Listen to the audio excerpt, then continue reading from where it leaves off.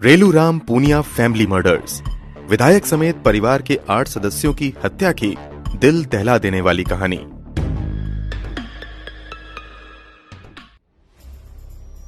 तारीख थी 23 अगस्त 2001। सुबह हो गई थी। हरियाणा के हिसार जिले के सबसे अमीर घर का नौकर हर दिन की तरह घर के बच्चों को स्कूल ले जाने के लिए आता है। वो बाहर से बच्चों को कई आवाज लगाता है, मगर अंदर से कोई जवाब नहीं मिलता है। नौकर सोचता है कि पिछली रात बड़ी पार्टी थी, इसलिए शायद सभी देर तक सो रहे होंगे। इसलिए वो लोगों को जगाने के लिए घर के अंदर जाता है, मगर घर के अंदर दाखिल होते ही जो नजारा उसके सामने होता है, उसे देखकर आंखें फटी की फटी रह जाती हैं। पहले उसकी नजर घर के अंदर एक लाश पर पड़ती है और एक के बाद एक उसे 8 लोगों की लाश दिखाई देती हैं। घर के मालिक समेत कुल 8 लोग मर चुके थे। घर में सिर्फ एक शख्स की नब्ज चल रही थी, मगर वो भी अंतिम सांसें ही ले रही थी। तो आखिर इन 8 लोगों की मौत एक साथ कैसे हुई थी? मरने वाले लोग कौन थे और इतनी बड़ी घटना को अंजाम देने वाला शख्स कौन था? जिस घर में इस घटना को अंजाम दिया गया था, वो अब किसके पास है और उसकी हालत कैसी है? जानने के लिए वीडियो में आखिर तक बने रहें। यकीन मानिए, जब आप मरने और मारने वाले के बारे में जानेंगे तो आपका दिमाग घूम जाएगा। इतनी भयावह कहानी आपने आज तक नहीं सुनी होगी। इस हत्या की वजह और भी ज्यादा भयानक थी। तो चलिए जानते हैं सब कुछ सिलसिलेवार तरीके से इस वीडियो में। मगर कहानी शुरू करने से पहले अगर आपने इस चैनल को सब्सक्राइब नहीं किया है तो जल्दी से चैनल को सब्सक्राइब कर बेल आइकन दबा लें। चलिए कहानी शुरू करते हैं। ये कहानी रेलूराम पूनिया नाम के शख्स के परिवार की है। रेलूराम पूनिया का जन्म हरियाणा के हिसार जिले के परवूवाला गांव के एक बेहद ही गरीब परिवार में हुआ था। ये जब कुछ बड़े हुए तो इन्होंने ट्रक क्लीनर के तौर पर काम करना शुरू किया। कुछ समय तक ट्रक क्लीनर के तौर पर काम करने के बाद इन्होंने कुछ दूसरे धंधों में हाथ आजमाया और यहीं से उन्हें ऐसी कामयाबी मिली कि कभी इलाके के सबसे गरीब लोगों में गिने जाने वाले रेलूराम पूनिया पूरे जिले के सबसे अमीर लोगों में शुमार किए जाने लगे। दरअसल इन्होंने अलकतरे का बिजनेस शुरू किया और देखते ही देखते तरक्की करते चले गए। अलकतरे के बाद ये ऑयल के बिजनेस में भी आ गए और बेतहाशा पैसा कमाया।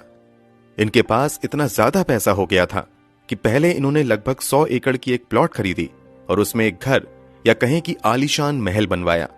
ये उस जमाने में इलाके का इकलौता घर था जिसमें दूसरे फ्लोर तक 4 व्हीलर जा सकती थी। आसपास के लोग इस घर को बस दूर से देखने के लिए आते थे। उनके पास पैसा तो बहुत था, मगर पॉलिटिकल पावर इतनी ज्यादा नहीं थी, इसलिए इन्होंने राजनीति में उतरने का फैसला किया। कथित तौर पर 1996 में हुए हरियाणा विधानसभा चुनाव से पहले लोक दल ने रेलूराम पूनिया को भरोसा दिलाया कि आने वाले इलेक्शन में उन्हें पार्टी से टिकट दिया जाएगा। बदले में रेलूराम पूनिया ने पार्टी पर काफी पैसा खर्च किया, मगर जब चुनाव की तारीखों का ऐलान हो गया तो लोक दल अपने वादों से मुकर गई और रेलूराम पूनिया की बजाय किसी और को टिकट दे दिया। टिकट कटने के बाद इन्होंने किसी दूसरी पार्टी में जाने की बजाय बतौर इंडिपेंडेंट कैंडिडेट चुनाव लड़ने का फैसला किया और बरवाला असेंबली कंस्टिट्यूएंसी से मैदान में उतर गए और काफी बड़े अंतर से चुनाव जीतते हुए विधायक बन गए। विधायक बनने के बाद इन्होंने हरियाणा के नए मुख्यमंत्री बने बंसी लाल को अपना समर्थन दिया। चुनाव जीतने के बाद तो इनकी तरक्की को और भी पर लग गए और इनकी दौलत दिन दुनी रात चौगनी की रफ्तार से बढ़ती चली गई। कहा जाता है कि इन्होंने आसपास के इलाकों में लगभग 170 एकड़ से ज्यादा जमीन खरीद ली थी। दिल्ली, नोएडा समेत देश के कई बड़े शहरों में इन्होंने घर भी खरीद लिया था। वहीं कई जगह इन्होंने बड़ी बड़ी दुकानें भी खरीदी थी। इनका जो महलनुमा घर था वो पूरे 25 एकड़ में फैला हुआ था। कुल मिलाकर पैसे और पावर के हिसाब से इनकी जिंदगी काफी अच्छी चल रही थी, मगर उनकी पर्सनल एंड फैमिली लाइफ कुछ ज्यादा ही उतार चढ़ाव वाले दौर से गुजर रही थी। दरअसल रेलूराम पूनिया ने 2 शादियां की थीं। पहली पत्नी का नाम ओमी देवी था। ओमी देवी से इनको एक बेटा हुआ था जिसका नाम सुनील था। बाद में उन्होंने दूसरी शादी कृष्णा देवी से की, जिनसे इनकी 2 बेटियां हुईं। बड़ी बेटी का नाम सोनिया था, जबकि दूसरी बेटी का नाम प्रियंका उर्फ पम्मी था। रेलूराम ने अपने बच्चों को हर तरह की सुविधाएं दी थीं। 90 के दौर में बहुत कम लड़कियां खेलों में भाग लिया करती थीं, मगर इस दौर में भी रेलूराम ने अपनी बड़ी बेटी सोनिया को ताइक्वांडो खेल में हाथ आजमाने की इजाजत दे दी थी। क्योंकि सोनिया शहर के सबसे अमीर बाप की बेटी थी, इसलिए उन्हें ट्रेनिंग देने के लिए भी इलाके के सबसे बेस्ट ताइक्वांडो ट्रेनर को रखा गया। यहीं ट्रेनिंग के दौरान सोनिया की मुलाकात संजीव कुमार नाम के एक लड़के से होती है। संजीव कुमार उस समय हरियाणा के बेस्ट जूडो प्लेयर में गिने जाते थे। ट्रेनिंग के दौरान ही संजीव और सोनिया की रोज रोज मुलाकात होने लगी और धीरे धीरे ये रोज रोज की मुलाकात प्यार में बदल गई। मगर इस प्यार में एक समस्या थी, वही पैसों की दीवार।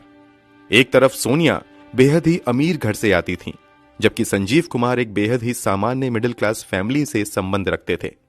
जैसे ही सोनिया के पिता को पता चला कि सोनिया संजीव से शादी करना चाहती हैं, उन्होंने इसका विरोध करना शुरू कर दिया और इस रिश्ते को खत्म करने की काफी कोशिशें की, मगर सभी कोशिशें नाकाम होती गईं और अंत में रेलूराम पुनिया को अपनी बेटी के फैसले को मानना ही पड़ा। सोनिया और संजीव कुमार ने शादी कर ली। सोनिया के अलावा बड़े बेटे सुनील की शादी शकुंतला से हो जाती है। सुनील और शकुंतला के 3 बच्चे होते हैं। बेटे का नाम लोकेश था, जबकि बेटी का नाम शिवानी और प्रीति था। यहां तक परिवार में मिला जुलाकर सब कुछ ठीक ठाक चल ही रहा था। रेलूराम पुनिया अगला चुनाव हार जाते हैं, फिर भी उन्हें ज्यादा फर्क नहीं पड़ता है, क्योंकि चुनाव हारने के बावजूद उनके पास दौलत की कोई कमी नहीं थी। इस परिवार में छोटे मोटे त्योहार और बर्थडे भी बड़े धूमधाम से मनाए जाते थे।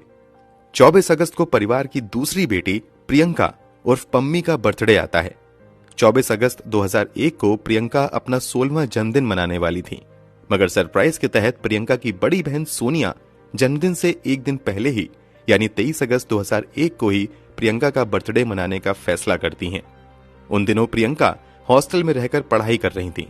बिना किसी को बताए सोनिया प्रियंका के हॉस्टल जाती हैं और उसे वहां से लेकर घर आ जाती हैं और फिर उसी रात यानी 23 अगस्त 2001 को ही जन्मदिन मनाने का फैसला किया जाता है। यहां तक सब कुछ प्लान के मुताबिक ही चल रहा था। रात में केक काटा जाता है और हमेशा की तरह बहुत ज्यादा आतिशबाजी की जाती है। काफी धूम धड़ाके के बाद सभी अपने अपने कमरे में सोने चले जाते हैं। अब सुबह हो चली थी। घर का एक पुराना नौकर रेलूराम पुनिया के पोते यानी सुनील के बेटे लोकेश को स्कूल ले जाने के लिए सुबह सुबह आता है। अमूमन इस समय तक लोकेश खुद ही तैयार होकर बाहर इंतजार करता था, मगर 23 अगस्त 2001 को घर के बाहर बिल्कुल सन्नाटा था। नौकर को लगता है कि शायद रात में काफी देर तक पार्टी चली थी, इसलिए सभी सो रहे हैं, इसलिए वो लोगों को जगाने के लिए घर के अंदर चला जाता है। मगर जैसे ही वो घर में दाखिल होता है, उसके पैरों तले जमीन खिसक जाती है।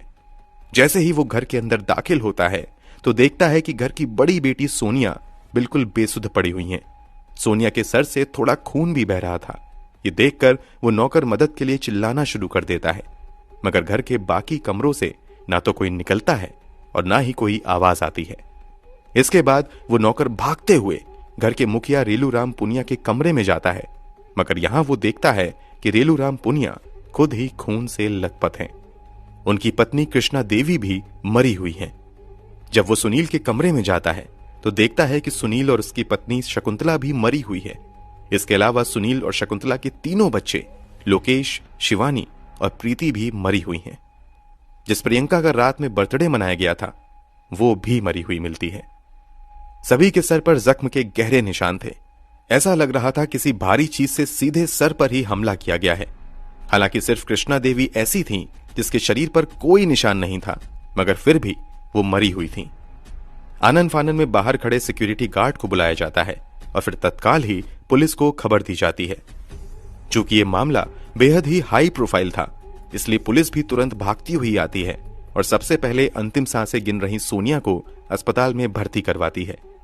सोनिया को अस्पताल में भर्ती करवाने के बाद तत्काल ही मामले की जांच पड़ताल भी शुरू हो जाती है। पुलिस के सामने सबसे बड़ा सवाल यह था कि आखिर इस घटना को अंजाम किसने और क्यों दिया है।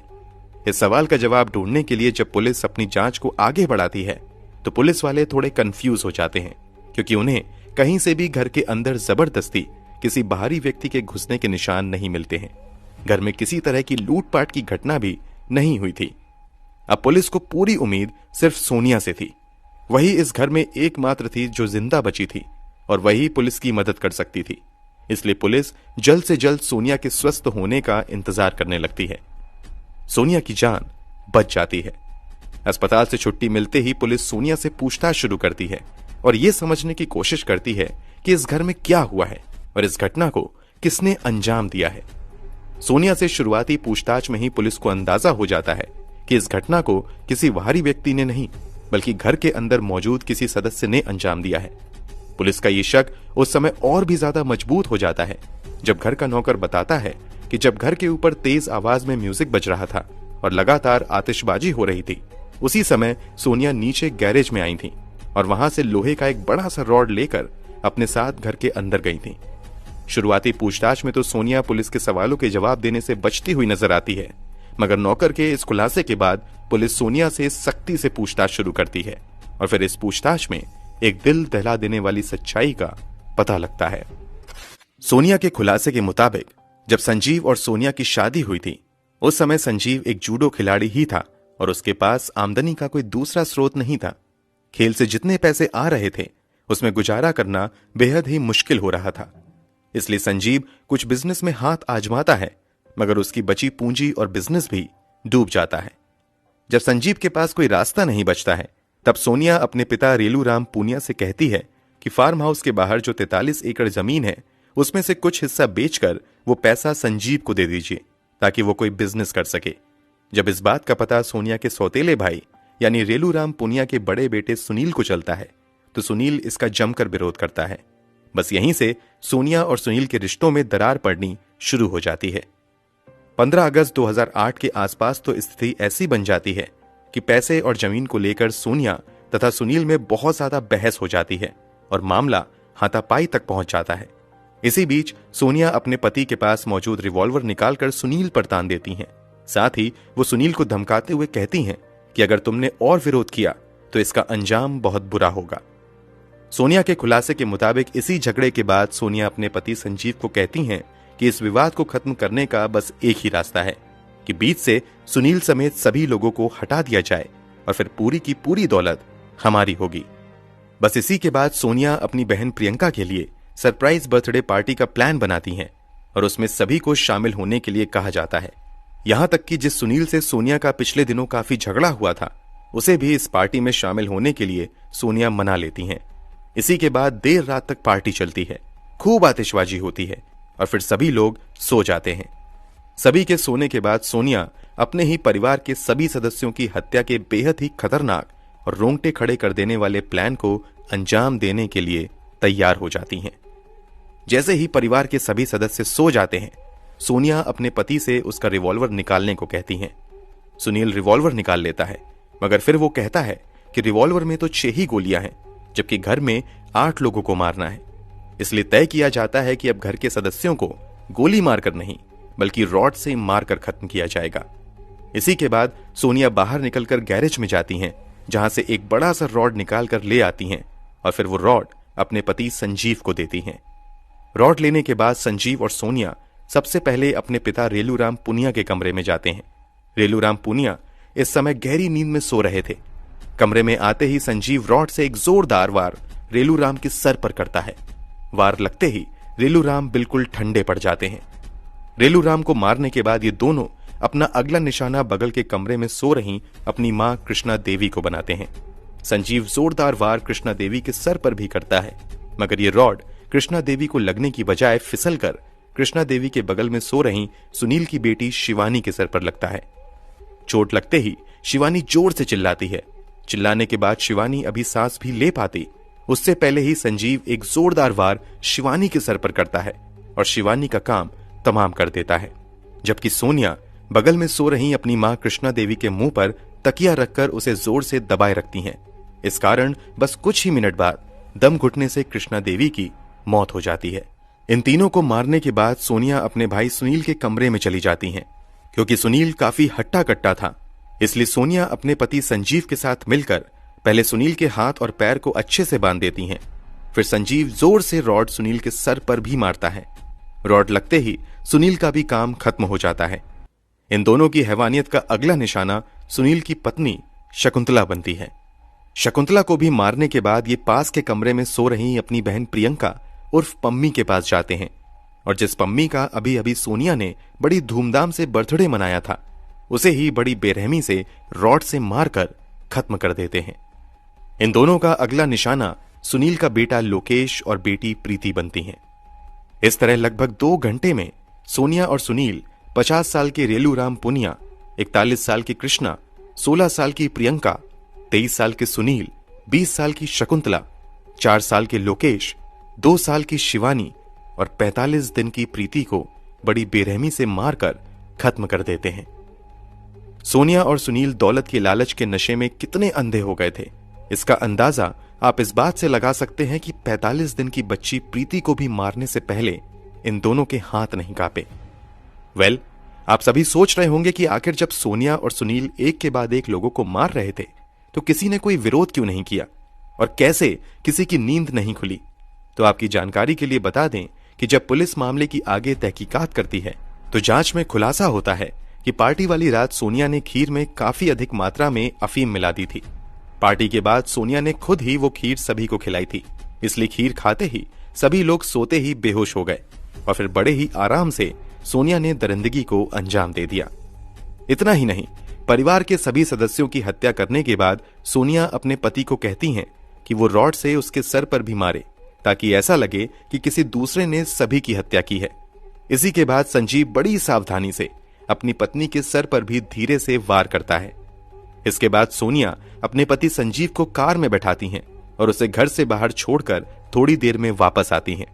वापस आकर एक बार फिर से सोनिया आतिशबाजी शुरू कर देती हैं और फिर थोड़ी देर बाद नीचे आकर खुद को एक पीड़ित के तौर पर पेश करने की नाटक करने लगती हैं। कथित तौर पर सोनिया ने जानबूझकर कुछ जहरीला पदार्थ भी खा लिया था ताकि वो बेहोश हो जाए, मगर उसकी जान बची रहे।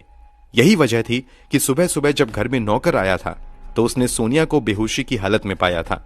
इसी के बाद पुलिस ने सोनिया को हॉस्पिटल में एडमिट करवाया था। इस खुलासे के बाद सोनिया को गिरफ्तार कर लिया जाता है और उस पर अपने माता पिता समेत घर के 8 सदस्यों की हत्या करने का मुकदमा दर्ज किया जाता है।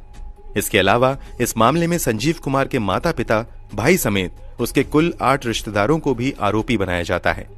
दर्जनों सुनवाई तथा 66 लोगों की गवाही के बाद 31 मई 2004 को सोनिया और उसके पति संजीव कुमार को रेलूराम पुनिया समेत 8 लोगों की हत्या का दोषी करार देते हुए डिस्ट्रिक्ट एंड सेशन कोर्ट द्वारा मौत की सजा सुनाई जाती है।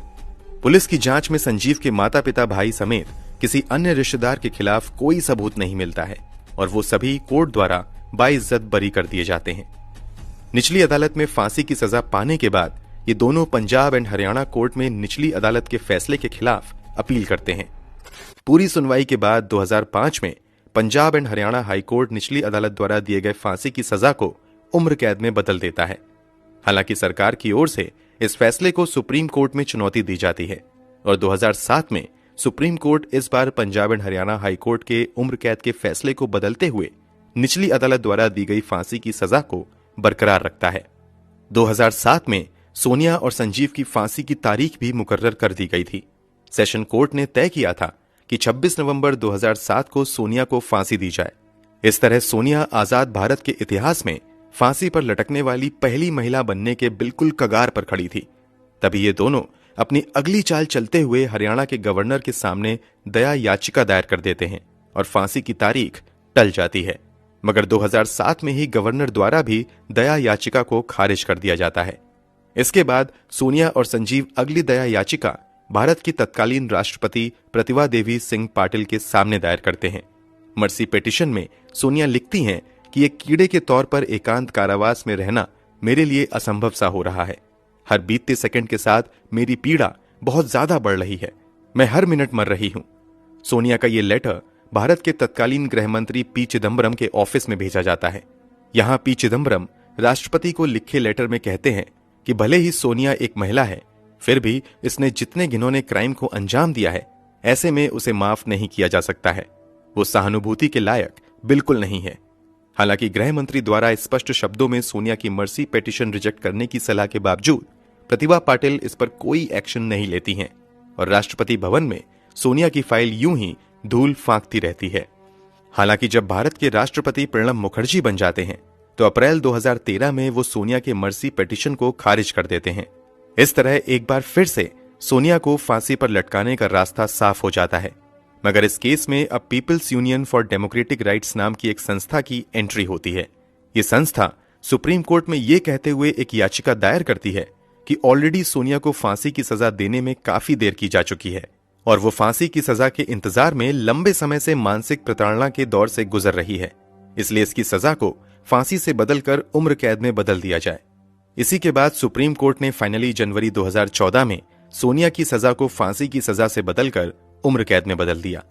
आप सोच रहे होंगे कि शायद कहानी खत्म हो गई, मगर इस कहानी में कुछ ट्विस्ट्स अब भी हैं। 2018 में सोनिया कुरुक्षेत्र जेल में बंद थी। कुछ रिपोर्ट्स के मुताबिक इसी जेल में रहते हुए 2018 में सोनिया ने आत्महत्या का प्रयास किया था, जिसे देश का कानून फांसी के फंदे पर नहीं लटका सका था।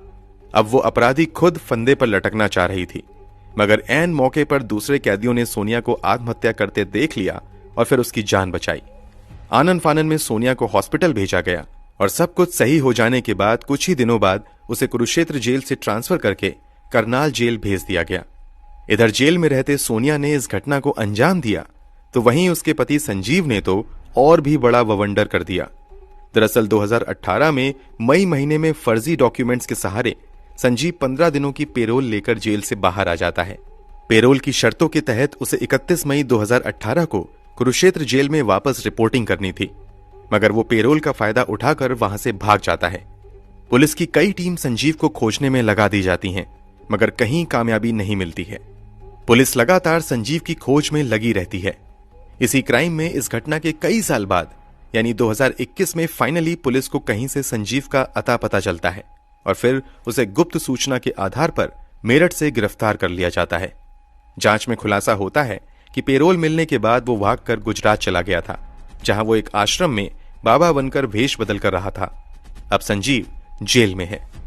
चलिए बात करते हैं कि जिस घर में 8 लोगों की हत्या को अंजाम दिया गया था, उस घर का क्या हुआ। सोनिया को छोड़ दिया जाए तो इस दुनिया में रेलूराम पुनिया का अपना वारिश बचा ही नहीं, मगर सोनिया का दौलत हथियाने का प्लान तो उसी समय चौपट हो गया जब उसके संगीन जुर्म से पर्दा उठ गया।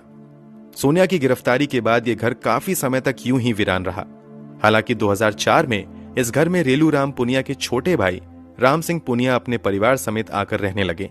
अब भी राम सिंह पुनिया यहीं रहते हैं। इस जघन्य अपराध को इस घर के ग्राउंड फ्लोर पर अंजाम दिया गया था। ग्राउंड फ्लोर पर आज भी सन्नाटा ही है, क्योंकि राम पुनिया अपने परिवार वालों के साथ सेकंड फ्लोर पर रहते हैं। कभी यह घर शहर की शान हुआ करता था, मगर अब शहर में एक भूतिया घर के तौर पर पहचाना जाता है। जहां लोग पहले दूर दूर से इस घर को देखने आते थे, वहीं अब इस घर से दूर दूर रहना ही पसंद करते हैं। वीडियो के बारे में अपनी राय कमेंट बॉक्स में जरूर दें। अगर आपको हमारी मेहनत पसंद आई हो तो इस वीडियो को लाइक करते हुए शेयर भी करें, ताकि बाकी लोग भी इस खौफनाक कहानी के बारे में जान सके। अगर आपने अब तक इस चैनल को सब्सक्राइब नहीं किया है तो जल्दी से चैनल को सब्सक्राइब कर लें। साथ ही क्राइम की दुनिया से जुड़ी ऐसी ही दिल दहला देने वाली कहानियों के लिए चैनल को सब्सक्राइब करने के बाद बेल आइकन दबाकर नोटिफिकेशन जरूर ऑन कर लें। मिलते हैं क्राइम की दुनिया से जुड़ी ऐसी ही एक और सच्ची कहानी के साथ अगली वीडियो में। धन्यवाद।